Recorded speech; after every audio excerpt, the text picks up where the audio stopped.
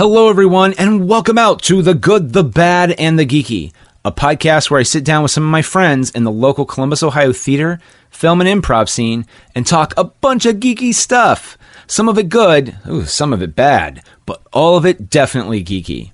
If you enjoy our programs, be sure to subscribe to our show on Apple Podcasts and to leave a review, or subscribe and leave a review wherever you can get podcasts. Support for this podcast comes from our lovely backers on Kickstarter, like Jen and Brian Petrie, for example. Jen and Brian are actually friends of mine as well. I just want to say thank you so much for backing us on Kickstarter. And I know that they are both fans of music, so rock on. And thank you for supporting the local Ohio podcast community. Our official sponsor of the show is Audible. With over 200,000 titles to choose from, get one audiobook and 2 Audible originals each month included with your trial, even once your trial ends and normal membership begins. How rad is that? Best part is you own your library, meaning you keep the books even if you cancel with Audible. Plus, you get easy exchanges. So, don't love a book? Swap it out for free anytime. Sign up for your free trial over at audibletrial.com/goodbadgeeky. Download the Audible app and start enjoying your new audiobook. Before we go a bit further, I just wanted to welcome you to episode 419, which is the start of season 14 of The Good, the Bad, and the Geeky. It's been kind of wacky the end of 2019. We had a bunch of episodes recorded and then stuff happened. And maybe I'll do an episode just on what stuff did happen in more detail. The long short of it was there was some health stuff mixed with holiday stuff, mixed with more health stuff that stopped a few of those already recorded episodes from being released on time and as planned. Meaning that season 13 ended a bit prematurely, but no matter. The 2020 summer movie season is starting here soon, and season 14 will start there, and we'll pepper some of these episodes out and... Wait, hold on. What's that? Oh, COVID-19 happened, you say? And the country's falling apart and movie theaters are closed? Ooh, okay. So, yeah, that happened. Our breaking between the seasons has been delayed, but during the delay, Will and I were able to get Opposing Roles up and going, and just a quick plug for that, check out OpposingRolesPod.com for new episodes and how to subscribe. But you're going, Nick, why aren't you recording episodes talking about stuff being released via streaming? And you know what? You're right. That's a fair point. With being distracted by everything else going on, recording a movie/TV/geek-based podcast, though, just didn't seem as important. But you're going, Nick, why didn't you release those episodes pre-recorded instead? Just as that. And, you know, that's also a fair question, dear listener. I mean, Will, our producer, even asked multiple times when we're editing these old episodes and going to release them, and that's because he's a good producer, folks. If you want to get his services, check out the link in the show notes. But admittedly, Opposing Roles was an escape of imagination and fun, so that's kind of been the focus right now.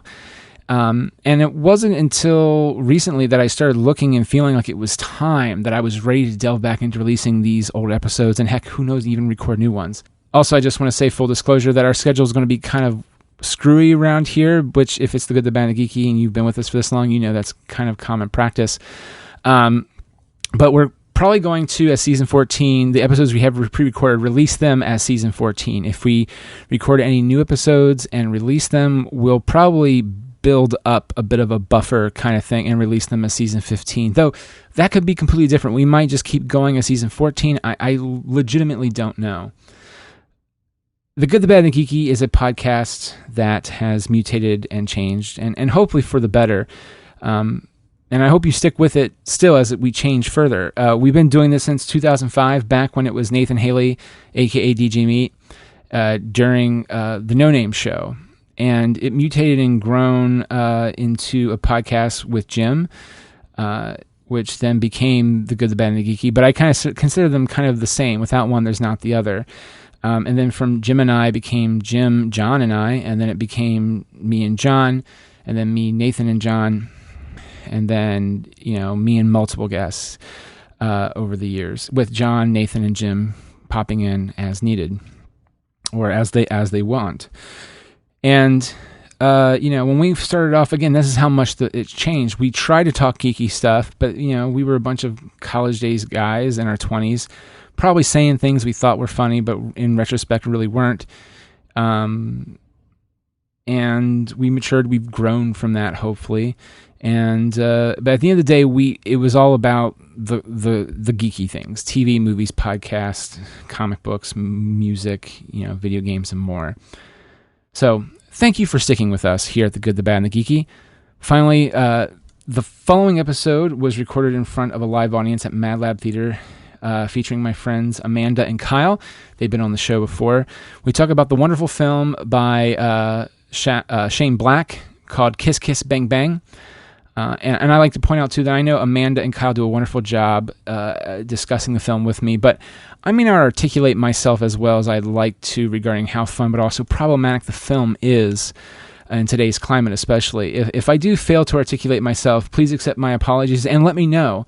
If there's anything you want to say about what I said, or maybe even Kyle and Amanda, you just have some points you'd like to talk about and bring up, join in the conversation with us by interacting with us on social media and email, Twitter and Instagram, username goodbadgeeky, or the email is goodbadgeeky@gmail.com.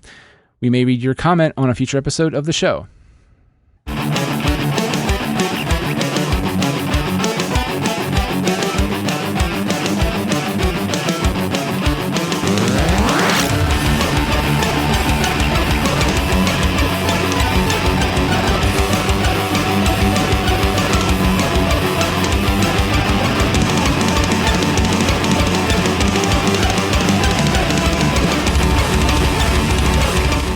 The wrong Kiss Kiss Bang Bang. Hello, everyone, and welcome out. That's recorded.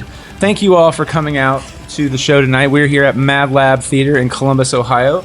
And, guys, you can talk. It's a podcast. It's okay. I tried to bring up Kiss Kiss Bang Bang on IMDb. You came up some... And it's a different version. Oh, is it the porn version? Stellan Skarsgård, Chris Penn. Oh, yeah. Swedish, Norwegian, I don't know. It's the Swedish Norwegian version. It's from 2001. It also stars Ray Romano. Meatball, Deborah, oh no. All right, all right. Not yet. So, we're going to talk about the film Kiss Kiss Bang Bang because it is a Christmas movie. I feel it's a Christmas movie, and I don't want anyone to say otherwise to me because I will say, no, sir, madam, you are incorrect. It takes place at Christmas. And it's technically, so we'll talk about, you want us to talk about this right away, right off the bat first, about the Christmas thing? Yeah, with why Shane not? Black? Yeah, Shane Black. The director and writer. Yeah, writer. And director, also, stunt guy, right? Let's talk about, He was in the what first else film. has he done? Lethal Weapon. Yep. And the first 10 minutes of Lethal Weapon 2 before he was fired. Oh, I did not He know has that. a story by credit. Yes, he does, which he hates because he hates the movie. But I think the opening when they're running out of the building and blowing up, he wrote that, and that's the only thing they can. But Iron Man 3. The Nice Guys. Nice Guys. I fucking love that movie. Also, The Long Kiss Goodnight, The Last Boy Scout. Those he wrote. This was his first direction, first movie that he directed. Right, and also he came up with the title for Die Hard. Interesting. Really? Yeah.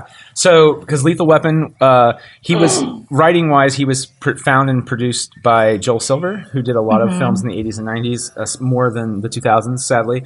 Matter of fact, Joel Silver produced this one, Kiss Kiss Bang Bang. Yeah, I knew he did that. But but apparently they were working, he's like, Christmas worked really well in Lethal Weapon. I had this other script we're going to do where they're in a building. And apparently Shane Black was like, I was working on this other script, I was going to call it Die Hard. You can just keep it as a thank you for hiring me and giving me my shot. Yeah. And so, Die Hard. Well, so Albert Brooks, Simpsons. Yeah. He apparently was his mentor. So which is insane. I read a thing that Shane Black was like, I really want to write a romantic comedy. Mm-hmm. And they were, and Albert Brooks told him, he's like, stick to what you're good at. Do action movies. So Shane Black was like, okay, fuck you. And he basically made an action movie, like molded with a romantic comedy. Yes, I read that. I have some thoughts about that, but I know we'll get into that. We'll get into that. Yeah. But so the concept of the Christmas thing. So I've done some research on this. This is part of my notes. I'm very pleased of myself on this. Shane Black Notes. That's what it's called. Shane Black Notes.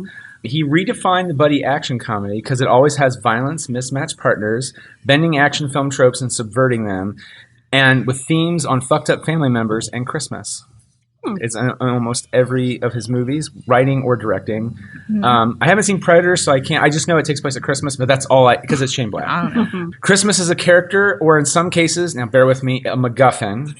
And it's kind of a MacGuffin here to get so just to note, a MacGuffin is an object or device in a movie that a book that serves merely as a trigger for the rest of the plot. And so in Kiss Kiss Bang Bang, Harry is robbing a store at Christmas time for his niece because he is a good guy. It's just he's also a crook. And so he's trying to do the nice thing for his niece, but he's doing it in the wrong way. And because of that, that's why he's in the store robbing, and then he runs into an audition, and that's what sends him to L.A. Because outside of that, that's the only time you really, really, really hear about Christmas. Besides, it's just everywhere in the background.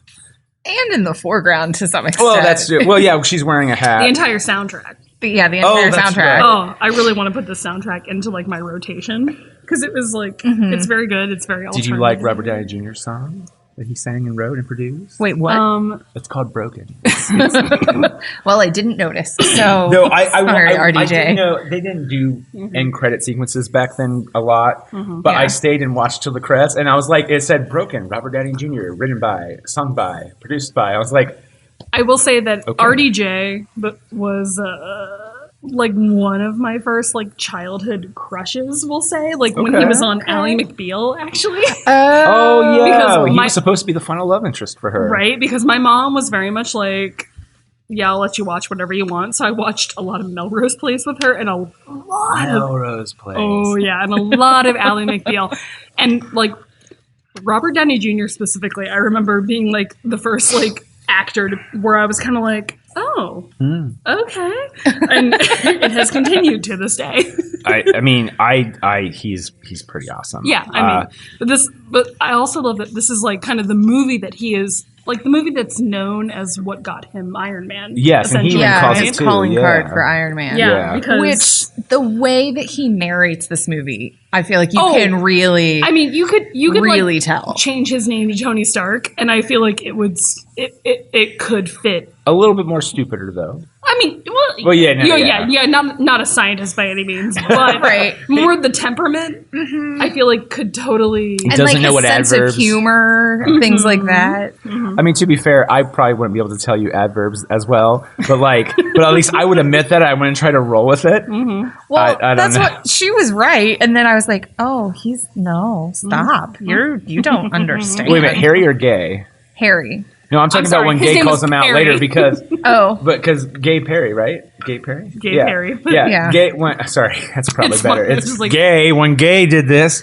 Yeah, Perry. I did watch this with subtitles on, and I did love that every time in the closed captions that Val Kilmer spoke off screen, his closed captions read "Gay Perry says," like it was like "Gay Perry colon line." Oh my god! Like they didn't call him Perry, called him Gay Perry.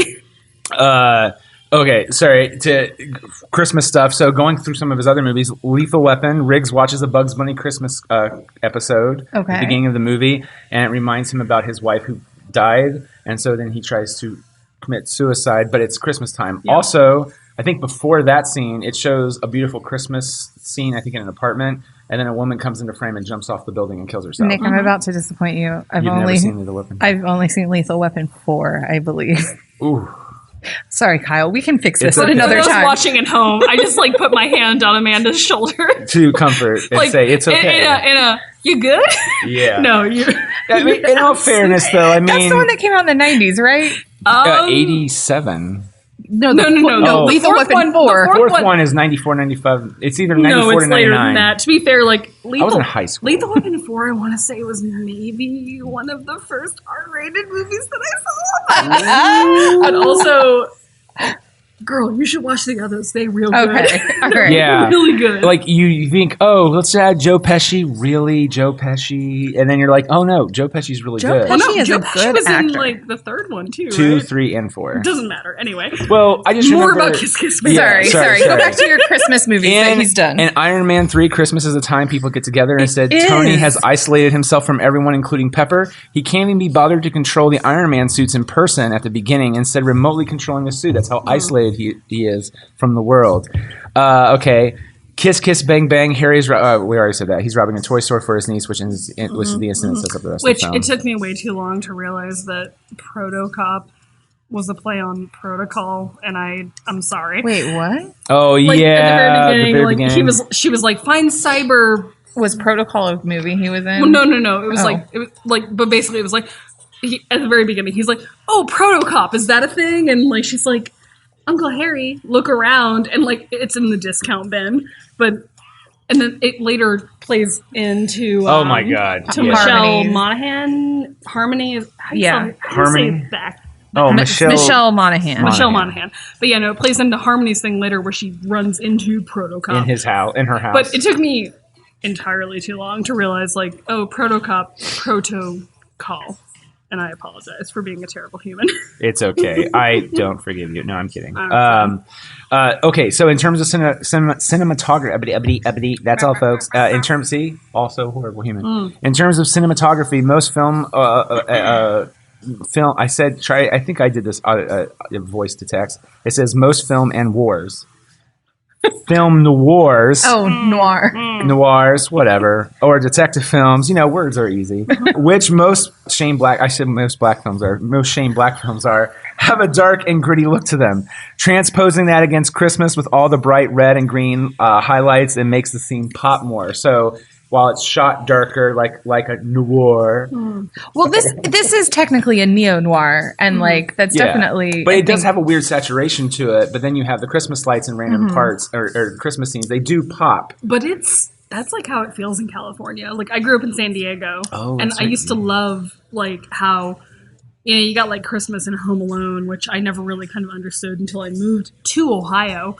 But when you're in like Southern California, like they do lights up palm trees, and it's very like kind of oversaturated, but not in a Christmas way. Like it's very Yeah. like bright, kind of like vitamin D light, where it's like, oh yeah, we can do Christmas. We got this. Let's go. And then they go like balls to the wall about it in a way. I do like. I feel like in like the Nice Guys, and there's some a little bit more Christmas. I feel like in Kiss Kiss Bang Bang, it's a little bit more outside of the one fucked up club they go to.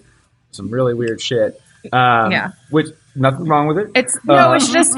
I feel like that's purposeful though in the club scene, because I feel like Well, it's they're making fun of the clubs. They're making fun of the whole club scene in LA And the LA scene in general. Right. Yeah. And I get that, but I'm just saying, like, that's how you show it's Christmas time is the club. But they do weird one-off clubs, pop-ups, as they The call. woman who's like With the reindeer feet. claws, and she's got like fur on her Yeah, forearm. and she's like painted white. I loved her. She was my favorite. That's one. What was it? What was his name? Mr. Mustard and the Frying Pan or whatever. Oh, Oh, they mixed their metaphors, so Yeah. I think I'm Yeah. mixing them too. Mr. Frying Pan And Mr. Mr. Fire. Mr. Fire. But they also, they do them. They switch it They up. switch them around. But okay, sorry. I know No, it's this okay. is skipping ahead a little bit, but okay. the We're all guy who learning. plays Mr. Frying Pan, he plays one of like the heavies in Connie and Carla. Oh. He's Mikey in Connie and Carla. I feel like I've seen him in other stuff too. To be fair, Connie and Carla is the movie where It's it's two women. who are pretending to be drag queens. It's a Victor Victoria situation where they have to like escape something, so they pretend They just to escape be a drug men. deal. Yeah, they pretend to be men who are drag queens, and Yes. that movie is delightful. I bought it for like $1 at a thrift store with my old roommate. It's amazing. and we watched it because Have you ever seen it, Nick? Oh my god, Nick! I own it. The two of us just Oh. like we should. So if you do it for your podcast, Yes, I will be the all voice you of guys it. have to be on all here. three of us on it. should watch it anyway. But it's like essentially it's Wonderful Woman from My Big Fat Greek Wedding. Nia Vardalos. Yeah. And Toni Collette. I've seen the movie a lot. I thought it was Rachel Dratch for some reason. But they essentially have to escape, so they're like two women who pretend to be men who pretend to be women, and they're like in drag all the time. And it's so bad, but it's so good. Toni Collette in drag, you have not lived until you've seen it.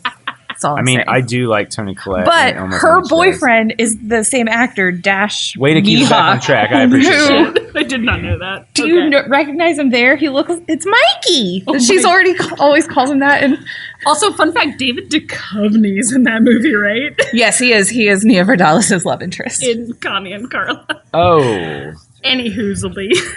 Good job, David Duchovny. But yeah, sorry. I know his dark period, right? No, because admittedly, that movie sadly did not do well. No, it didn't, which is a tragedy. Well, you guys like it. I don't want to shit all over it. No, Connie and Carla should have done better, and it's not available to buy anywhere anymore unless you get it secondhand. Was it released by Weinstein? It's a modern day Victor Victoria. I asked because Dogmo they can't release because the Weinsteins actually own the film, the print of the film. That's why Kevin can't re-release it digitally or do anything with it. And he wants an ungodly amount, probably to help pay for legal fees. Fuck you, Weinstein. To the Google on a different time because this is a podcast about Kiss Kiss Bang Bang. I'll bring it back to say the intro to this movie, like the credits, are incredible. It kind of reminds me of Catch Me If You Can. Yes, but that's also, what I was thinking. But also The Incredibles, like kind of that whole... It's so stylized. Like, and you can tell it's kind of going back to Johnny Gossamer. Is that the book? Mm-hmm. Oh yeah, Johnny Gossamer. It goes back to that kind of Johnny Gossamer feel. It's great. I love it. Like the opening credits, like this is a weird movie where I feel like I get highway hypnosis with it. I watch it and then I forget that I've watched it. And every time I come back to it, I'm like, oh, this movie looks cool. Oh, I've seen it before, but I forget. Okay. I almost have like selective memory. I have never heard that before. So highway hypnosis is when you're leaving, right? You're going home and you're on your way there and you're like, all right, I'm leaving work. And then all of a sudden you're like, oh, I'm home. And you forget how you got there. Is highway hypnosis. Like you've done it so many times that you kind of just forget. Like when you go into like autopilot and just start driving automatically Cut somewhere. To the end of this episode, I'm like, we're at the end? Oh my God. No, I'm kidding. I'm kidding. Exactly. No, okay. I don't think I've experienced that as often. So that's why I guess I've never, I don't know. The car is like my safe space. So it'll be like Superman and Seinfeld. All of a sudden you'll notice it. It's fine. Said Seinfeld. I just want to be rare reminder. It's okay. We'll get there. We'll get there. I feel like I should let your listening audience know I had never seen this movie before today. That is true. No shit, really? Yeah. Literally, Nick so graciously lent me a password so I could watch it, so I could come. Because I bought it so I could rewatch it too. Yeah, I could it's watch not it. Streaming anywhere.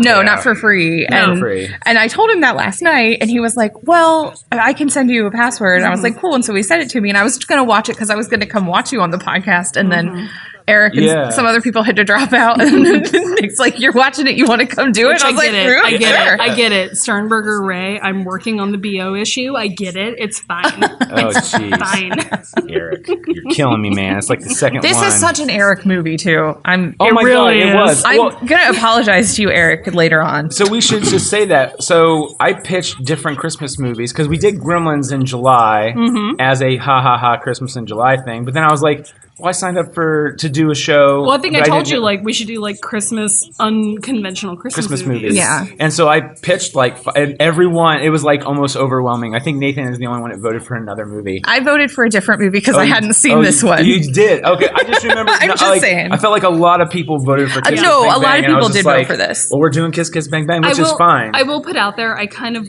want this Kiss Kiss Bang Bang. I want it to take over the Die Hard as a Christmas movie meme. Okay. I'm over it. People who are Die Hard as a Christmas movie is to be interesting. I'm just done. Well, it is a Christmas movie, but that's just naturally knowledge. It is. Well, just throwing out there, they use the Christmas as the MacGuffin in that they're having a holiday party. Fair. It's what's getting him out there to see his ex-wife. Nick, which one did I vote for? The Apartment? No, The Nice Guys, which I just said I fucking love. Jesus, I'm sorry. I saw. I'm not gonna lie. The Apartment is a great movie, and it's old school. And I looked quickly at my own list that we compiled. So anyway, back to the movie. Yeah, sorry. All right, so this movie I feel like is infinitely quotable in a way. Yes, like there's how a she's lot like, of great quotes. He's like soon to be most fucked up girls. Like she was wicked smart. Like that line. Mm-hmm. Oh my god, it's so good. And he like talks about her reading Johnny Gossamer novels and that was her positive influence. Like that was her badass influence, not her mom, but the character in the novel. Reading into her dying mom, and then like I also like was kind of like this is gonna sound wrong, but respect to a movie in the early 2000s talking about a dad committing like terrible acts on his daughter. And he was like, yeah, her dad used to go at her. I was like, oh shit. Yeah. That was rough. Well, and throwing out there too, in terms of the sign of the times too, the movie was also the first, at least in a major action film, or that wasn't an indie film, featured a gay character as a lead. I heard that and too. It was a major plot point. Yeah. That or Val Kilmer kept saying that to people. And, I mean, I would believe it only in the past year and a half did we get the very first studio gay romantic comedy, which was Love, Simon. It's the first studio whenever. Yeah. But so I guess the time period in this is where I had some issues. I was wanting, this is the other reason why I wanted you in, because even I watching was like, oh, there's some kind of not great things in here. Yeah, no. It doesn't age well. Like, there's some problematic stuff. I kept thinking as I was watching it, it would be like, oh, okay, that's clever. I like that. I can see the Shane Black of that. And then I would be like, oh, no, why are you saying that about women? How about you not? Oh, dear. I will say, I tried looking up Reddit threads, which I know is a joke already, but I tried looking up like Reddit threads about this movie, and over 75% of them were I watch for the plot or something, and it was Michelle Monaghan like getting naked, and I'm like, do better, guys, better. Yeah, that was. Do better, yeah, y'all. that was just some of it. Like, I felt like that you could tell this was stuck in 2005. Like, Guy had some TNA in there because it's an action buddy movie, and because even Lethal Weapon had some TNA. Okay, Yeah, I don't know. I don't feel like if this movie was made today that some of the dialogue would be there, and some let's of also the nakedness. Let's be real. Michelle Monaghan would also not live in a Venice beachfront apartment. Like, she is a struggling actress. But she is living in a beachfront property. Like, when she runs into Protocop, joke I didn't get till the end, but like she runs into Protocop and she's like living on the boardwalk of Venice Beach. And I'm like, girl, how? So I was confused by this. I don't think he was joking. Perry said that he knows her. And he's worked with her. Because he's worked for her. Yeah. Worked with her before. Even working... I feel like I've worked 3 jobs before. MadLab, Kingmakers, and my day job. And have barely been able to afford, like my own rent. Venice Beach... Oh, it's super expensive. I had a friend once in San Diego who shared a bedroom with someone and still paid like $1,800 a month for a shared bedroom. And that's in San Diego, which is Southern California. So LA has to be even worse in my own opinion. Oh. I didn't notice that, but that's a very good point. Just because I don't know Southern California the way you do. But if it were set in Columbus and she was living in Muirfield, I would be like, what the fuck? She's a struggling actress. It's essentially like a struggling actress living in the Short North in Columbus. Like a Short North like with a balcony and like you... Yeah, you can't do that. You have to be a lawyer overlooking Goodale Park. Exactly. You have to be a lawyer or a doctor. It's like Joey and Matthew Perry. Chandler and Friends. It's like, yes, that apartment looks way smaller, but it's still way too nice for what you pay. And let me put it this way. The apartment looks like they could afford it until you show the front, like when they do cutaways or like B-roll footage of the... Like, and then they just show like Central Perk and then the building above it, and you're like, you can't afford that. Like, and then you show Monica's apartment, and you're like, you definitely can't afford that. Well, this isn't a Friends. They retcon it by saying she got it from rent control from her aunt. Oh, bullshit. But anyway, this is about Kiss Kiss Bang Bang. Right, yes. Michelle Monaghan's like obsession with Johnny Gossamer novels reminds me of myself when I was a child, and I loved Dragonlance. Oh my god! Jesus. Are we best friends? Yes. Did we just become best friends? Did we just become best Kyle. friends? Yes. I read so much Dragonlance as a kid. But no, I read so much Dragonlance before even playing Dungeons and Dragons. Oh my god. You okay there? Are you going to do a seal laugh? I'm just so happy that Kyle and I are giant nerds. I don't know what the fuck you're talking about. I know there's a dragons and there's a lance. It sounds like Dragonlance. Dragonlance is a book series based off of Dungeons and Dragons. It is? Basically. Oh, cool. And I read those before I even played D&D. I've never played D&D, and I read a lot of Dragonlance. So it's a lot of fun. But no, well, everybody, we've all found common ground with Dragonlance. Except for Kyle, who like had it really hard for a mage from D&D. Anywho. So, but no, like the way teenage girls are like early. But her like reading Johnny Gossamer novels to her like dying mother was, I feel like, a really like kind of cool character trait, you know? Yeah. And then like when she gets to the party later and she's reading those and then falls asleep, like that kind of like wonder of her rediscovering them was like really nice, I thought. Yeah, it was just then all of a sudden there were certain dialogue things, like when they're in the club that we were talking about. Yeah. And he's like, are you being a California girl? And when he said the thing, I mean, it's well written, but it's just like, oh, it's so cringy. Yeah. About like, did the East Coast just like shake itself and only this like the healthy ones hung on and the rest came here to LA? And I was just like, oh no. I mean, the whole girls here are sluts and they're terrible was like not a great narrative. Well, and I felt like when she's in bed and he's trying to flick the spider that's on her boob. Oh my god. Oh my god. I hate spiders, by the way. That's a funny scene. I mean, because that is awkward. Like, he's trying to be respectful of her, and then he's just like, I just flicked it. And then she's like, oh, you grabbed my tit, whatever. And I'm just like, first of all, no, not whatever. Second of all, he doesn't need to mansplain that to her. And then third of all, like, you're basically having him slut shame her when he has also been like, I don't, it just, all of that, like. But they did, see, okay, as the guy watching, which is me, this is a horrible alley to go down. Yes, please let me mansplain this to you. No, when I watched that, I felt bad for him because, like, if I was in that situation, I'd be doing the same thing. It's like, I did not grab that. I did not know, whatever. But no, I thought it was funny because it was a callback earlier. He's like, hey, the good news is, do you think she likes me? I don't know. Perry, what do you think? He's like, I think you should shut the fuck up. No. I think she likes me because she never slept with my best friend. And that's a deal breaker for me. And then later, and then she's like, no, that callback later on was right. And then he kicks her out. And that is kind of slut shaming, maybe? Is no, that what you're talking about? No, so he does the flick of the spider. Yes. And then she goes, oh, it's no big deal. You just grabbed my tit. And he's like, what do you mean? That should be a big deal. You're the kind of girl who just doesn't care that guys are grabbing her tits and all that. Okay, see, I don't know because like I didn't read it that way, but now you say that it's kind of. He also is very much like kind of a nice guy about like, I don't care, you're a huge whore, it's fine, and like he has like a moment like that a couple of times. Well, when you say it like that. No, but well, I was going to say this earlier. In the party scene, this is one thing Black does really well. He subverts action tropes.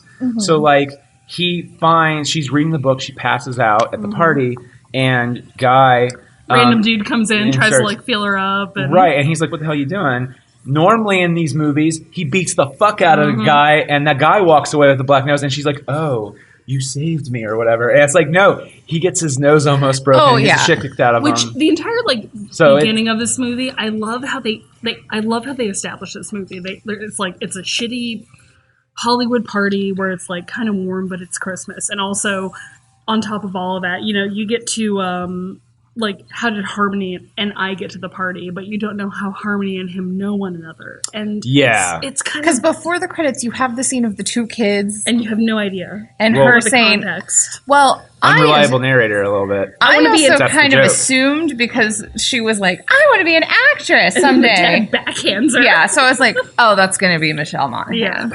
Yeah. My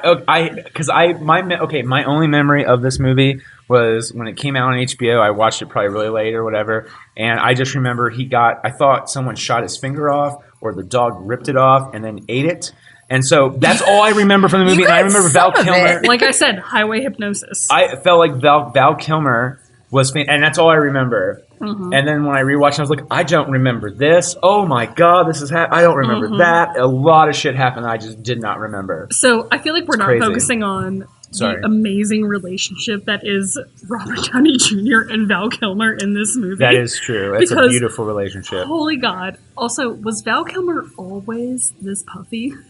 He's very actually really good. So there. Straight up, that's Jeremy asked me when I told him I watched this and said Val Kilmer was in it, and Jeremy went, "Is it old Val Kilmer or is it fat Val Kilmer?" And I said it's in between Val Kilmer. I think I wrote down.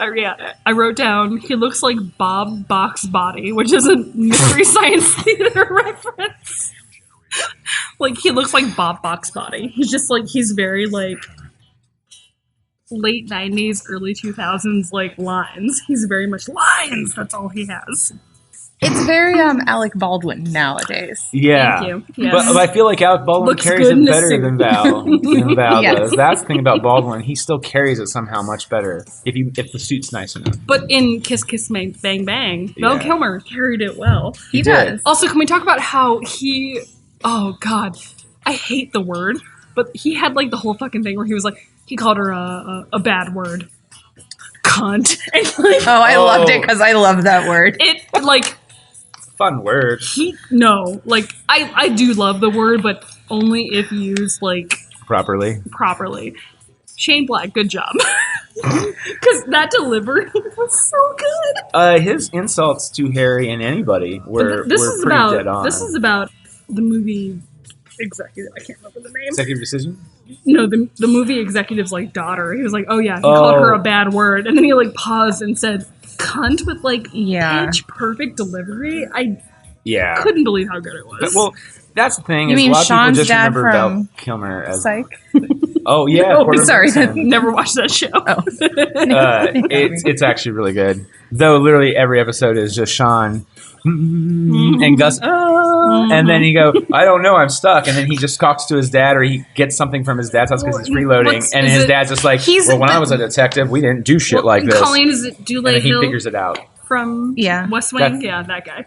I know him. But Major League is where also in LA Law. Actually, I think they use clips of LA Law in the movie. That's what I thought too. Where he has like the pompadour hairstyle or something. Is it Dexter? Oh, really? Yeah, I think his production company's based here because I think he's from Ohio. Don't quote me on that. He emailed me one time to say, I liked your review of Psych. I appreciate because I said something really nice about him. And he's like, thank you very much. And I said, would you like an interview or can I interview sometime? And he's like, please don't respond. Talk to me. So we're talking about Corbin Burnson, who plays Harlan Dexter. He also plays Sean's dad in Psych. Pineapple. Sorry. Psych reference. But as soon as like Val Kilmer and RDJ are like introduced, it's dynamite. Right? Yes. Because they like so the entire premise of the movie is that Robert Downey Jr. like gets a accidental audition. Mm-hmm. Yes, because he's trying after escaping a robbery, and he's so sad because his friend got shot that he lands in LA and ends up going.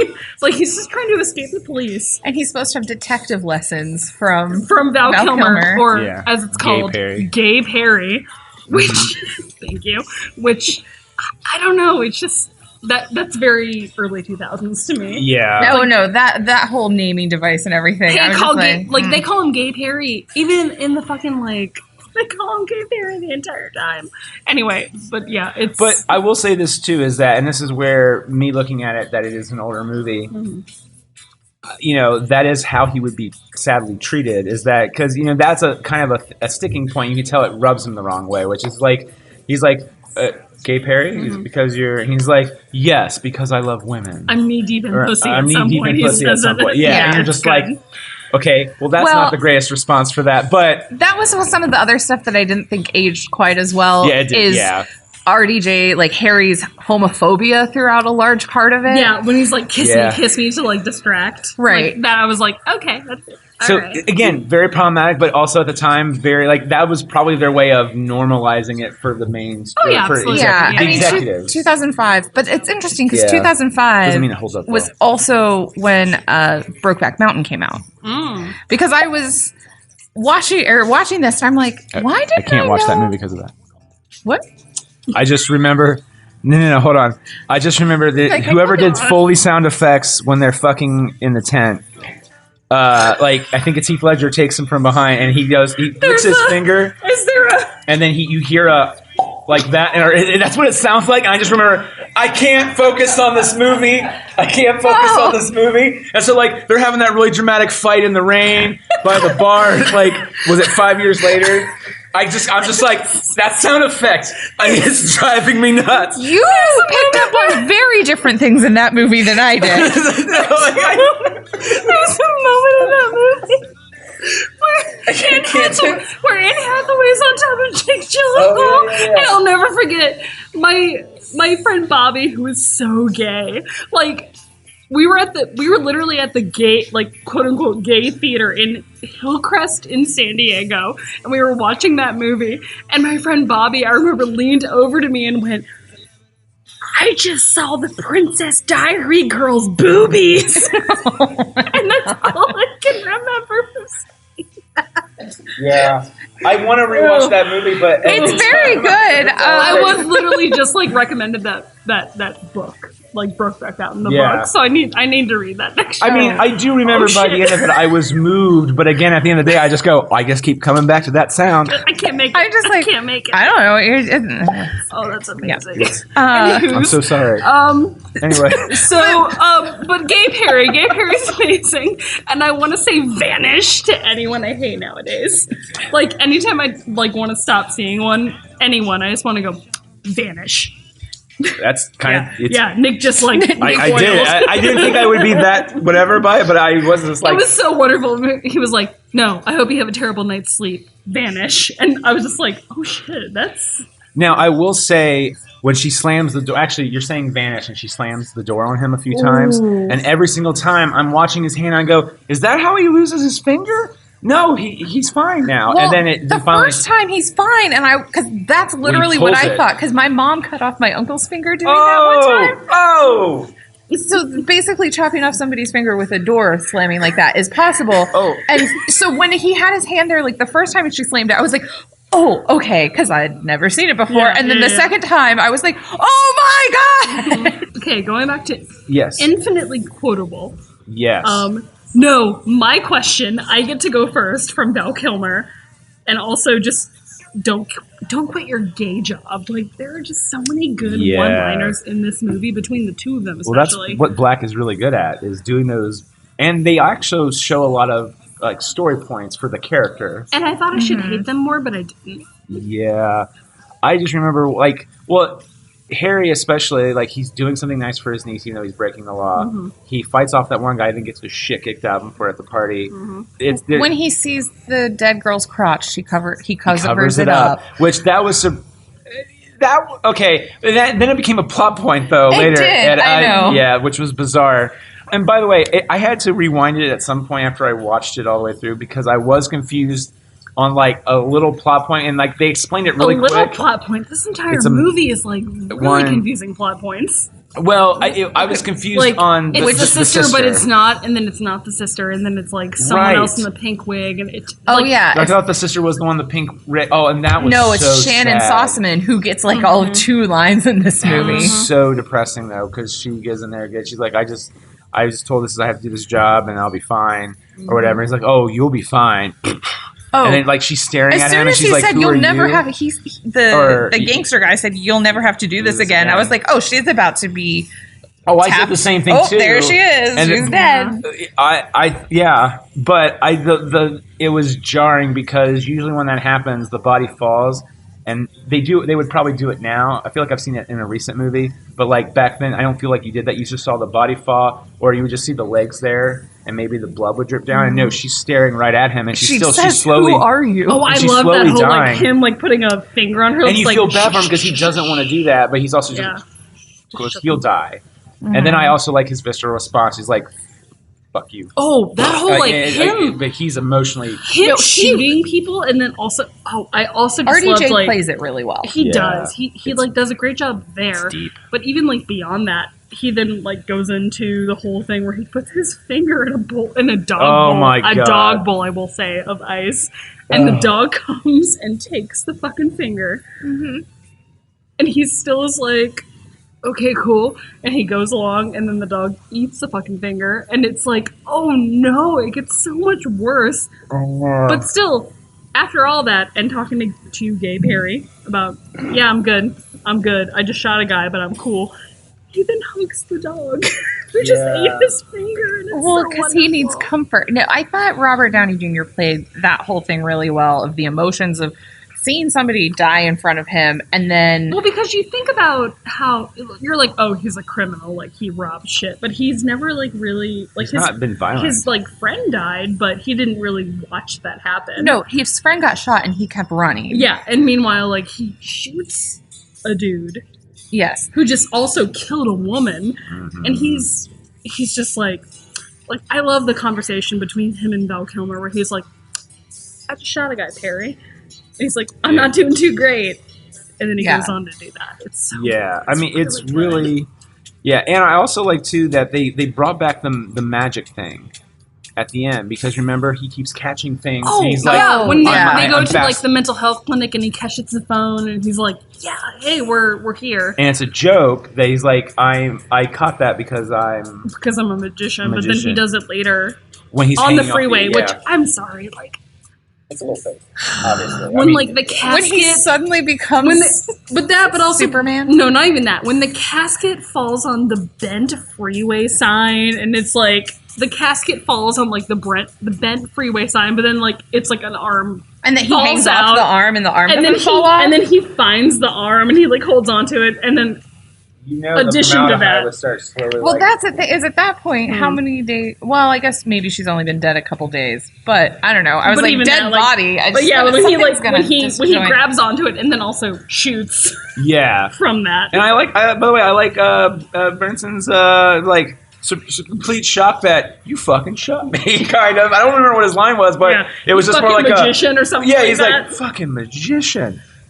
And then he rolled. I'm sorry though. You should have rolled off the freeway. Oh, have we talked about Gabe Harry's like crotch grab? Like I almost used that in the quote thing. Because that was another thing where I was like, that's problematic. But he was like essentially like grabbing his dick at a homophobe and then shoots him, which is what it was. Yeah. But I mean, the guy was. So that's what I'm saying. It's conflicting. It's like murder's bad, but well, he kept like egging the guy on and being like, you're actually into men and that's what you want to do. Please stop helping. Please stop helping. Also, can we pause and talk about how Shane Black has used electric torture in 2 movies now? Nice Guys and Lethal Weapon. My God. Yeah. So I haven't seen Lethal Weapon in a while. Yeah, I need to rewatch that. That's this is one of the movies we'll do at some point because I want to rewatch it. And 2 and I'll 3. have to watch it since, like I said, there you go. Only seen Lethal Weapon 4. Die Hard 3 with a Vengeance, not a Christmas movie. Yeah, you weren't here when that. But yeah, the entire movie, I really liked how from the very beginning it kind of establishes Harry as a very unreliable narrator. Yeah, and like even like in the first 20 minutes, like where he talks about Harmony leaving home, and he's like, wait, shit, fuck, I forgot this one thing, and I'm such a bad dad. It literally stops the film. Yeah, it's like mid-frame. Like there's like a tiny little, what's it called? Like it's one of the frames. Yeah, it's like at the end of Aladdin where the genie pulls up the frame, and it's like an animation. 2 frames of cell. Actual film. Yeah, it's like a cell, and he's very much like, oh, I'm so shitty at this. God damn it, shit. Well, I'm going to do this now. And, it establishes that so early, and it carries on through the whole movie in such a wonderful way. Mm-hmm. Where even at the very end, he was like, Yeah, I know it's like kind of stupid that Val Kilmer comes back and he's alive, but hey, let's bring everyone back. I liked how then it was like Elvis and like Abe Lincoln. Abe Lincoln. Yeah, the Abe Lincoln one threw me off because I rewind that back. I'm like, that's Abe Lincoln. Yep. Okay. Yeah, and the nurse like pushing Elvis out the door, like, no, you don't actually get to come back to life. Because you may be alive. Like, those were the parts I really enjoyed. I guess watching this, I just felt so conflicted. And I kept thinking, if I had seen this in 2005, I probably would have enjoyed it a lot more. Mm-hmm. But watching it for the first time in 2019, I would different. be like, oh, that's funny. Oh, that's cringy. It hits. Okay. I was just like back and forth the whole time. Oh, I agree. Like, you're very much like, oh, this is a really like fun narrative. Oh, that's problematic. Oh, but I still like it. It's a very weird feeling because if you know that the context of that at the time was edgy and not in the way it is now. In a good, like they were trying to push it forward.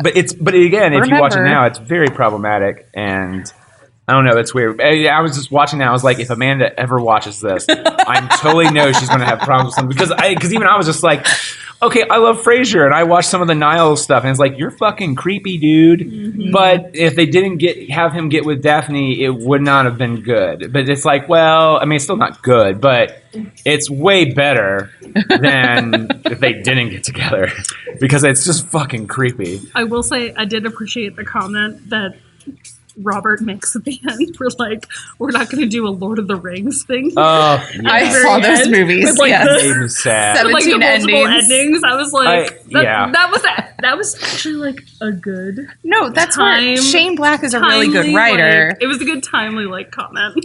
Yeah, I remember, especially because I remember nothing about seeing Return of the King for like the first time, except for going.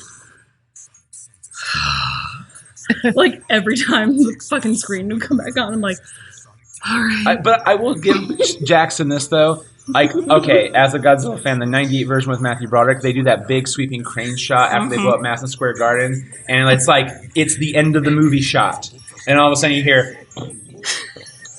And then it kind of just zooms back down on him. I'm like, the movie's not over. Oh my god! I sort of love that horrible movie, but that's a discussion for a different time. For a different time. But I mean, it's the same kind of thing, and then the Lord of the Rings. But Lord of the Rings luckily never had that moment. It just felt like, well, I feel we're missing some stuff. Oh, they got to keep going. Mm-hmm. Oh, it is going. Okay.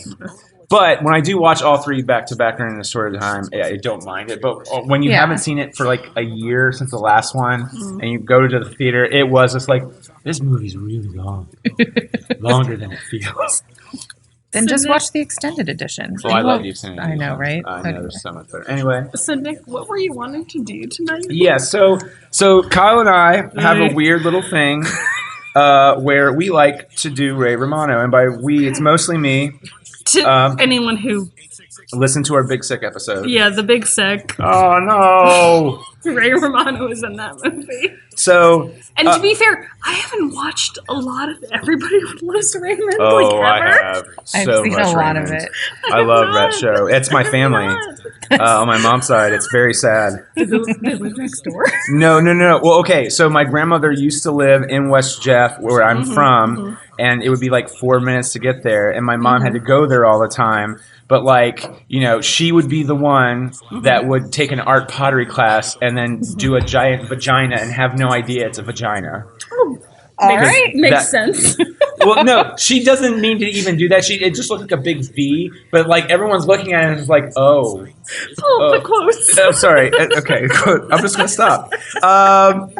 Okay, so I'm taking quotes. So I was talking with my friend Virgil, when we just started riffing. I was like, oh, we got to do Ray Romano quotes. That'd be funny. And we just started doing from the movie Kiss Kiss Bang Bang, and I just started doing from multiple things. And so we wanted to do this, I think, in another time, and we just never did it. So I'm just going to tell you some lines. What? Did you say pull? I'm trying to get into the voice. Oh, Deborah. Deborah's the key. Deborah. You know. All right. It kind of becomes Sylvester Stallone a little bit, and you gotta be careful. We'll get there. All right. So And here's the thing. I'm going to modify the lines a little bit because you gotta say it like how Ray would say it.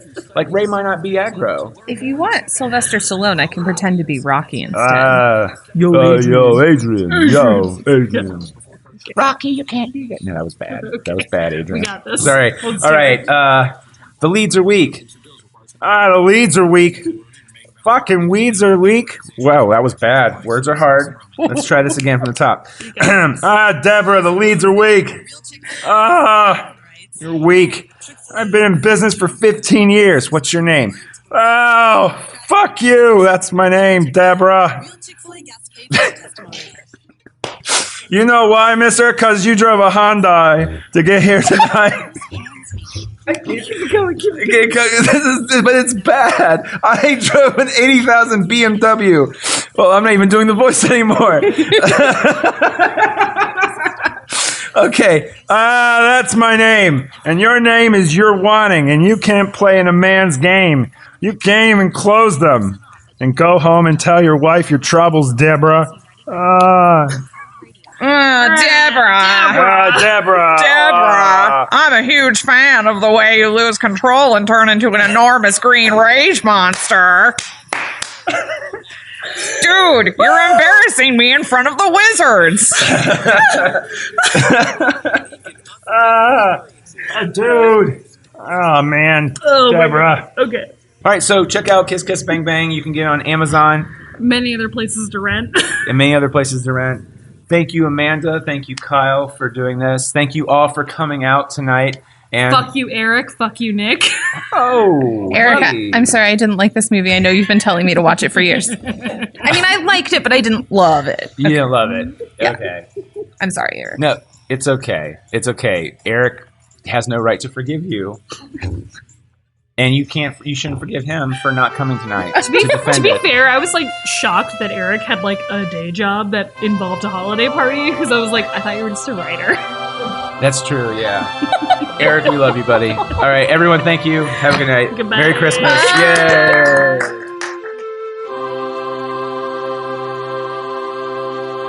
Get out of here without cheese! You're a creep!